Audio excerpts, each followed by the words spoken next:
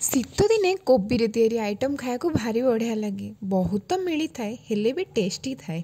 आज आम से कोबी रे बनैबा को जाउछे चटपटा आइटम कोबी चिली। घरे आम किपरि भाबरे सहजरे बनै परिबा एई भिडियोटी रे लास्ट पर्यंत आपण जोड़ी रुहंतु एवं मो चैनल को सब्सक्राइब करंतु, लाइक कमेंट करबा को जमा भी भूलिबेनी।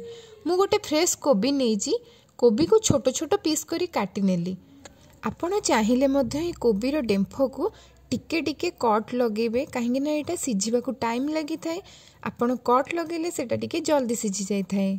कोबी को एबे भल भाबरे धोई नबा, हल्का गरम पानी सीझा को किछि समय छाड़िबा। एबे हमें बैटर रो प्रिपरेशन करबा। मु एटी गोटे कप कॉर्नफ्लोर, हाफ कप मैदा, हल्दी गुंडा, लंका गुंडा, काश्मीर चिली जोटा कि मु यूज करछि कलर पाई, स्वाद अनुसार लुण। एक भल भाव गोलाइबा, सेथिरे किछि अदा रसुण पेस्ट को मिसाई हल्का हल्का पानी दे बैटर प्रिपरेशन करिबा। बैटर टी हमर ठीक कंसिस्टेंसी आसी जाइछि।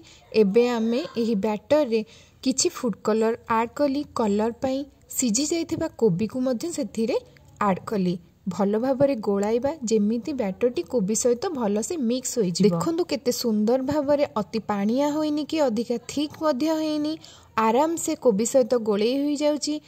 पैन रे किछि तेल नेई आमे कोबी को हल्का करी गोटे गोटे छाणीबा, जेमिति कोबी रो पीस गुड़िक अलग अलग क्रिस्पी होई छाणी हबो। एबे आम कोबी गुड़िक देखंतु केते सुंदर कलर दउची। कोबी गुड़िक होई गलानी। आमे अन्य एक पात्र को एको छाणी नबा। एहीपरि भाबरे मो पाखरे जेती सब कोबी थिला मु ताको तेल रे छाणी नेछि।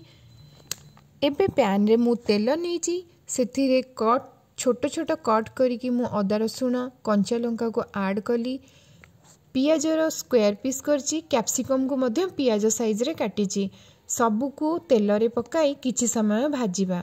हल्का बादामी रंग आसी गले सेथिरे गोटे चम्मच विनेगार, गोटे चम्मच सोया सॉस, गोटे चम्मच चिली सॉस एवं किछि टेस्ट वाइज टमाटो सॉस को ऐड करी आमे ताको भल भाबरे मिक्स करिबा। गोटे चम्मच कॉर्नफ्लोर रे मु किछि पानी मिसई ताको गोटे बैटर प्रिपरेशन करछि, जहा कि मु एई मसला रे देबी। एहा मसला टाको बेसी थिक करिताए, टेस्ट मसला होई गलानी। एबे कोबी को ऐड करिबा। कोबी को भल भाबरे गोलाइबा जेमिति मसला कोबी सहित भल से मिसी जिवो। किछि समय हेबा परे आपण चाहिले एथिरे किछि पानी मध्य ऐड करि परिबे। मु खिला रखिछि तो आपणको क्वांटिटी वाइज आपण जदि टिके पानी चाहुथिबे तो ऐड करि परिबे। देखंतु केते सुंदर केते बढ़िया से हेई गला हमर चिली कोबी। खाइबा को तो टेस्ट देखिबा को केते डिलीशियस हेछि, रेस्टोरेंट भी बळका हेछि। आपण घरे चाहिले एमिते आराम से बनै सर्विंग पैन को काढिकी खाइ परिबे। ता टेस्ट डबल हेई जाय थाए। हल्का किछि धड़ा राशि मु छिंचिछि जोटा कि तार कलर को बेसी डिलीशियस करता। मो रेसिपीटी आपन को जदि भलो लागि थाए लाइक शेयर सब्सक्राइब करिया को जमा भूलिबेनी।